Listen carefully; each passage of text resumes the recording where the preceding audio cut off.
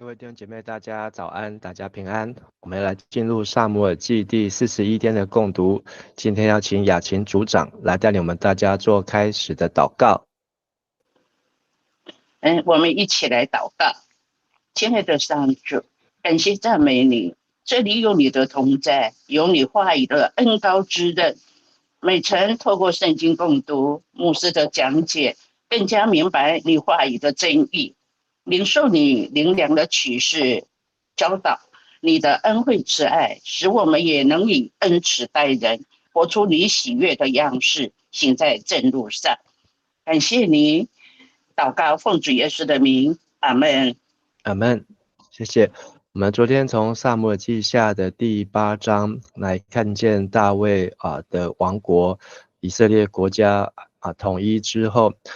建立之后，大卫也终结非利士人数百年的侵扰。那带出来的是一段长治久安，包括挪亚、索巴、亚兰，甚至和索巴是对头的哈马，那都归顺在大卫的手中。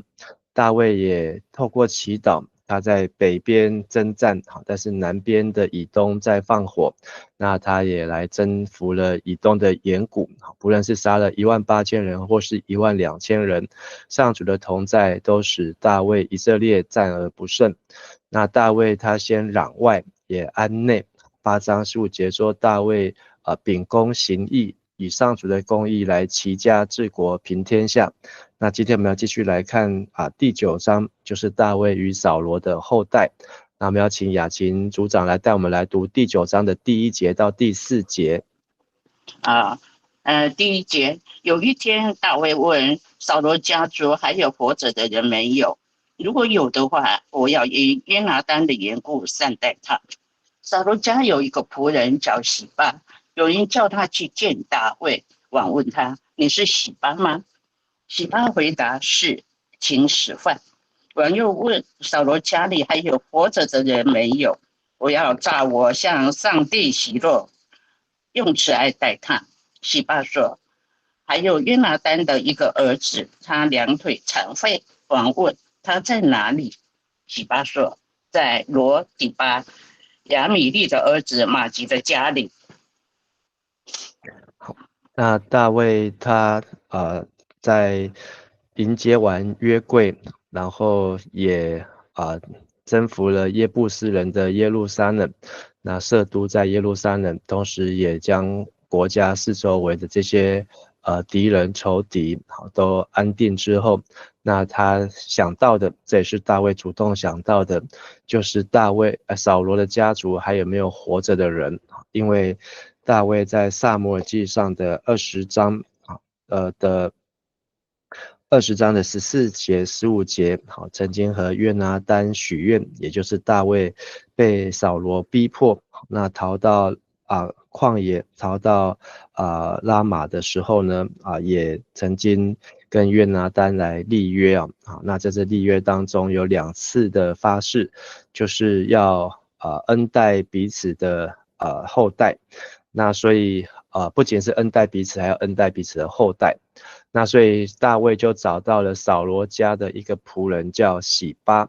那洗巴这个名字的意思就是雕像。那所以洗巴来到大卫的面前，跟大卫的对话呢，几乎是很清楚详实的被记载下来。那大卫关心的就是扫罗家是否还有留存下来的人，因为在撒母耳记上的最后一章，扫罗和另外2个儿子同一日沙场。那虽然在我们读到撒母耳记下的第4章有特别提到，那扫罗的儿子约拿单也有一个儿子就是扫罗的孙子叫米非波设。那米非波设的意思就是终结偶像，把偶像终结。那但是因为扫罗和约拿单战死的消息之后，那这个米非波设只有5岁，那他的奶妈就带着他逃跑，那跑得太急，米非波设掉在地上，所以他的双脚就瘸了。那洗巴也把这样的事呢，大卫这个事情并不晓得，但是撒母耳记下有预先做交代，所以洗巴也把这样的事情告诉大卫。说这位米非波设终结偶像是约拿单的儿子，他现在在罗底巴，亚米利的儿子马吉的家里啊。那罗底巴它的意思就是非牧养之地，那在地图当中可以看见是在约旦河东啊。伊斯波设，当初伊斯波设就是扫罗的儿子，他要治理的这个地方是接近的，那所以他在一个马吉的家中。那在撒母耳记下的17章27到29节也有再次提到马吉这个人，他是后来也来帮助大卫，所以大卫知道这个约拿单的扫罗家不仅有后代，而且还是约拿单的儿子，想必大卫是非常的开心哦，所以在大卫的这个扫罗的家谱当中，可以看见这个约拿单他生了米非波设，这米非波设呢那时候是5岁哦，不过到这里呢已经不止5岁哦，那他甚至米非波设都已经娶了妻子，也生了孩子啊，所以这个时间从5岁到结婚生子啊，那也相信过了有20年以上的时间。那米非波设又叫做米利巴利啊，那但是有另外一个米非波设，那在撒母耳记下的21章，但是那个米非波设和这个约拿单的儿子米非波设是不同的人哦，所以他是这个扫罗的妾叫利斯巴所生的，那这是在撒母耳记下21章，我们之后会读到的。那再请雅青姐带我们来读第5节到第8节。第5节，于是大卫王派人把他接来。扫罗的孙子约拿单的儿子米非波设来到的时候，恭敬地跪在大卫面前。大卫叫他米非波设，他回答是，请使唤。大卫说：不要怕，我会因你父亲约拿单的缘故善待你，我会把你祖父扫罗的土地都还给你，你可以常来跟我同席用饭。米非波设再向大卫叩拜，说：我不如一条石果，竟蒙王这样恩待。那所以大卫立刻就派人接来了米非波设，他是约拿单的儿子，是扫罗的孙子啊。当米非波设他来到大卫的面前，那他就伏在地，那恭敬的对大卫，因为大卫他已经成为全以色列的王啊，也迎接了约柜，也打败了四周围的国家的仇敌。那大卫的王权还有王位呢，超越米非波设他的阿公，这个扫罗，真的是扫罗杀死千，大卫杀死万。那当大卫叫米非波设和洗巴都一样来到这个大卫的面前，毕恭毕敬。那大卫呢也知道米非波设的害怕，因为他所以他说不要怕，所以大卫主动对他释出善意啊，我必因你父亲约拿单的缘故向你施恩，把你祖父扫罗的一切田地都归还你，你也可以常与我同席吃饭了。所以扫罗他在撒母耳记上他是基士的儿子，那扫罗他也是被撒母耳所膏的地方，他把扫罗的故乡，把扫罗的产业家产，因为当初扫罗他在当王的时候呢，还为他的父亲来赶牛啊，那这个扫罗是在便雅悯的支派啊，那所以他所居住的地方呢是在以法莲的山区啊，所以大卫把这一块地是在撒母耳记上第9章扫罗他一开始他的老家全部都归还给这个这个约拿单的儿子米非波设，所以大卫把这块土地便雅悯支派的土地呢都还给了米非波设，让他可以继续在那里来治理那个地方，来成为自己的产业。同时呢，大卫也告诉米非波设说，他可以常常来跟他一起用饭。好，那这个字常常来的意思就是可以连续不断，好，就是不是只有来吃一次、吃2次，你可以连续来跟大卫一起吃饭了。好，所以大卫已经为自己建造了王宫，是用香柏木建造的。那他也想要为耶和华建造圣殿，好，但是被上帝所停下来。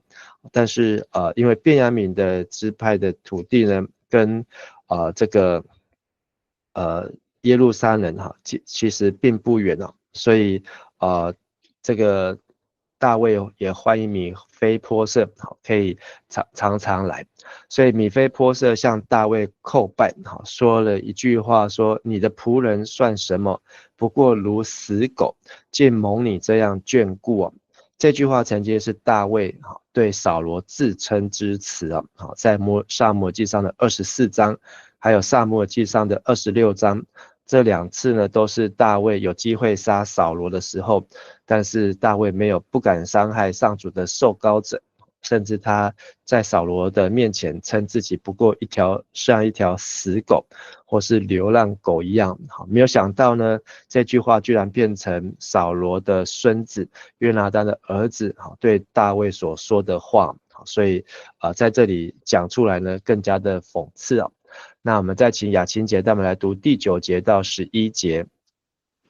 第9节，王召扫罗的仆人洗巴过来，对他说：我要把扫罗和他家族的一切财产赐给你主人的孙子米非波设，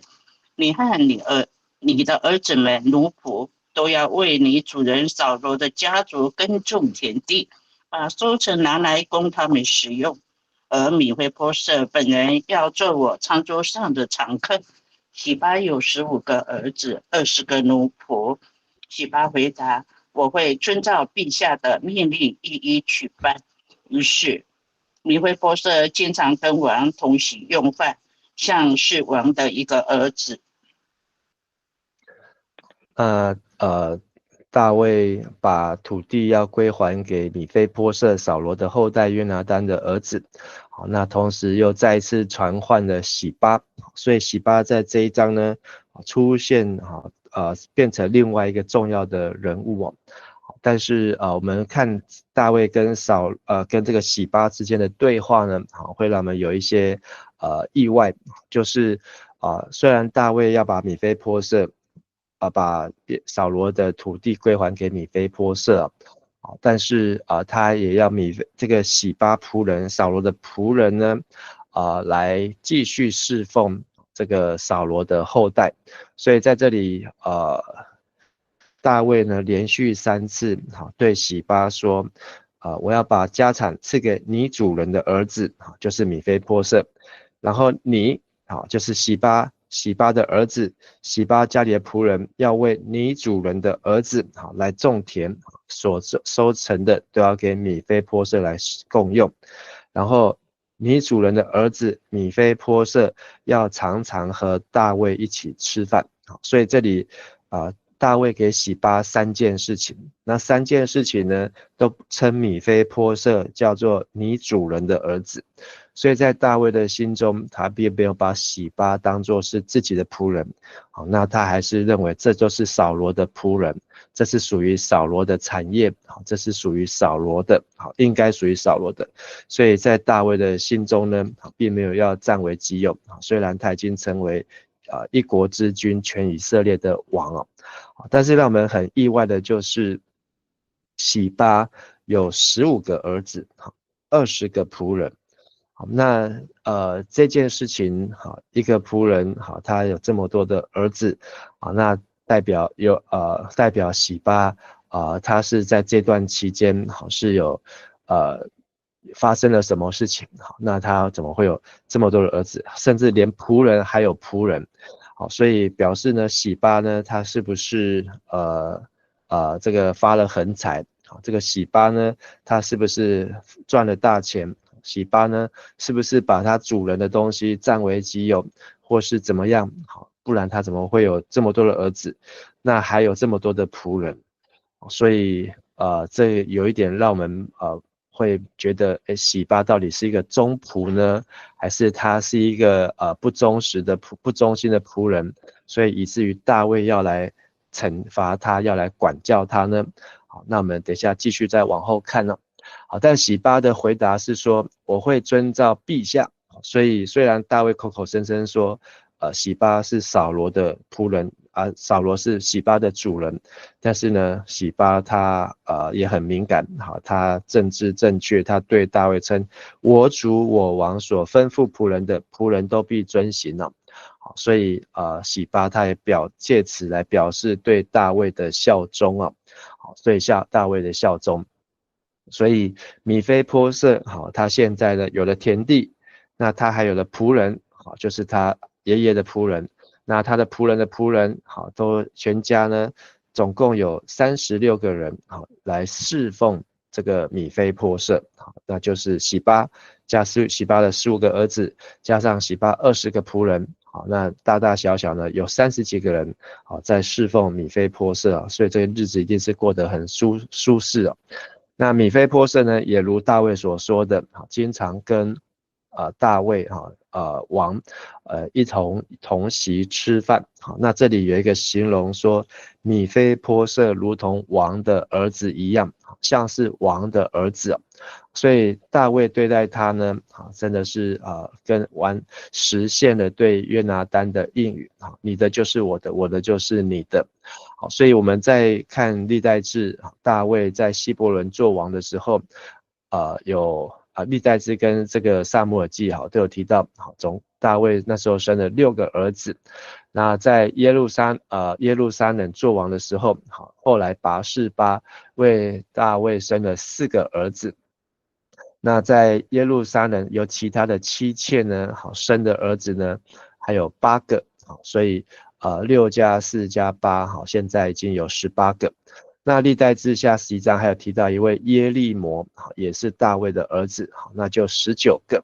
那再加上今天撒母耳记下的第9章11节记载，大卫也收养了约拿单的儿子米非波设，所以这样就有20个。那再加上拔示巴，在生所罗门之前，那有一个儿子出生，没多1个礼拜就死了，被上帝所咒诅。所以呢，这样大卫有21个儿子，再加上有被记录的唯一的一个女儿他玛，所以这是大卫他的后代，那都很详实的记载。好，那最后再请雅青姐带我们来读12到13节。米非波设有一个小儿子叫米迦，所有洗巴家里的人都成了米非波设的奴仆。于是2腿残废的米非波设就住在耶路撒冷，常跟王同席用饭。以上。谢谢。那这里呢，圣经提到米非波设当时才5岁，逃难的时候就是扫罗死的时候5岁。那如果是20年过后，那25岁米非波设结婚，也生了孩子，因为他还有一个小儿子。那这里指的小儿子呢，可能不止一个孩子。那所以也提到这个孩子叫米迦。米迦这个名字在士师记在圣经当中出现过几次，但都不同的人。那这里特别也提到他的儿子的名字，米迦的意思就是有谁像神，有谁像神。那这也是便雅悯支派很常用的一个名字。好，那但是这个米迦只有在这里出现。好，那特别把他的名字介绍出来，并没有说要特别介绍米迦有什么事迹，但是就是洗巴他们全家来服侍了米非波设的全家。所以2腿残废的米非波设就住在耶路撒冷，所以他并没有住在这个扫罗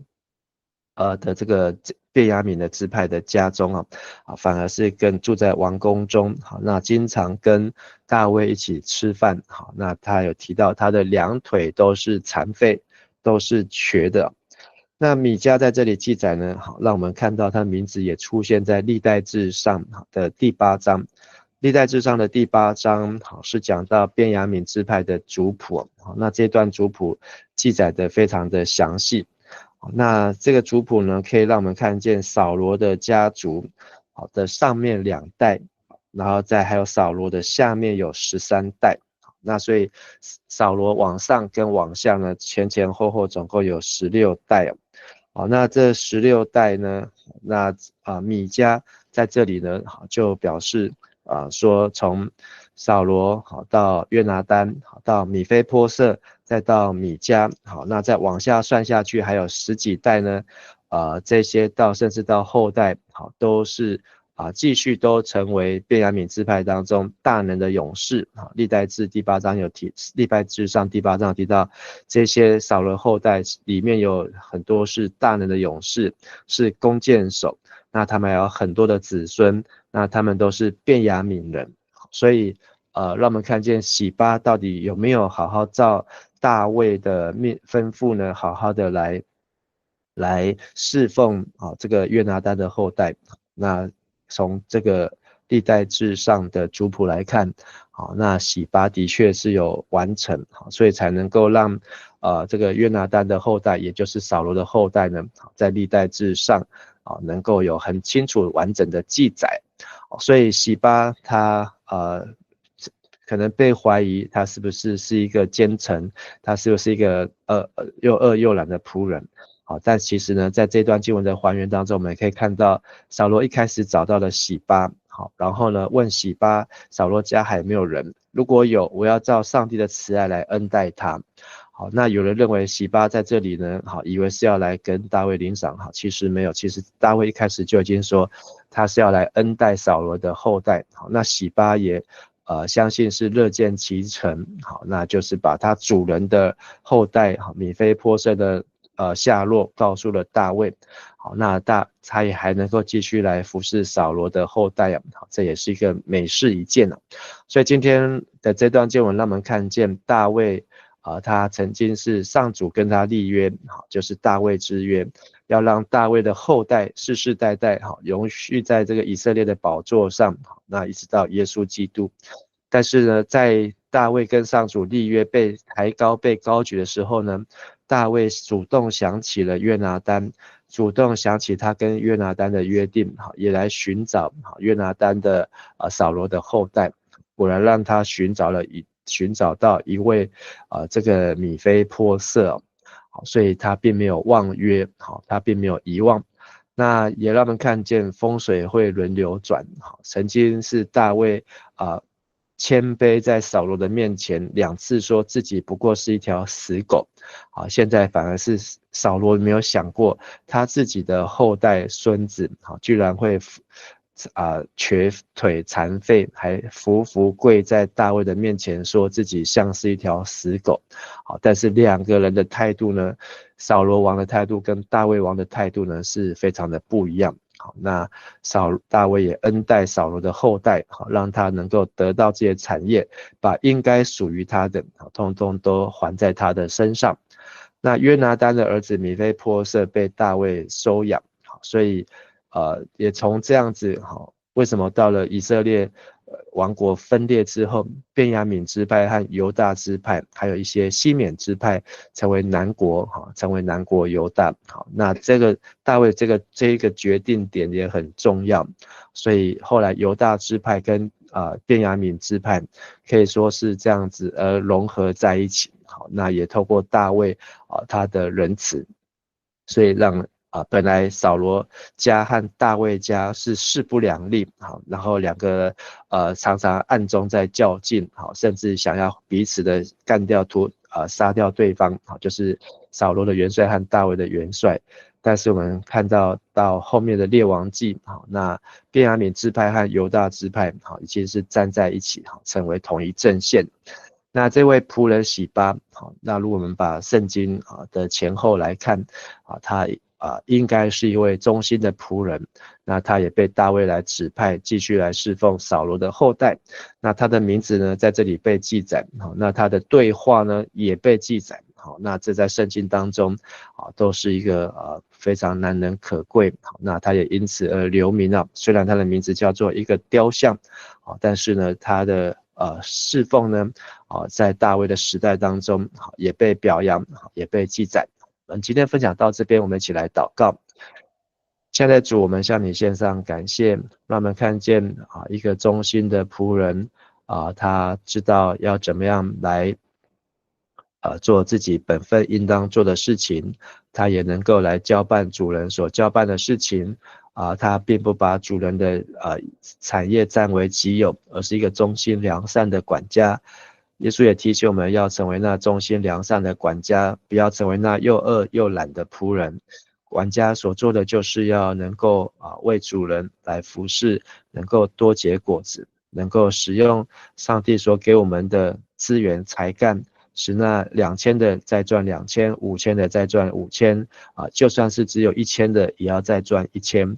求主帮助我们，让我们能够成为神忠心良善的管家，在上帝所托管给我们的产业当中，我们都能够尽心尽意尽力的来服侍，也能够透过我们的服侍能够来荣耀神，也求主帮助我们，让我们知道我们所做的一切，不论是我们的经营我们的家庭，或是经营我们的事业我们的工作，或是经营我们自己的人生，对每一切每一件事情都是上帝的产业，我们都要用心来经营，用心来服侍。我们献上我们的祷告感谢祈求，都是奉靠主耶稣基督的名求，阿们。谢谢雅琴姐，谢谢大家，大家平安。谢谢牧师，谢谢谢平安，谢谢牧师，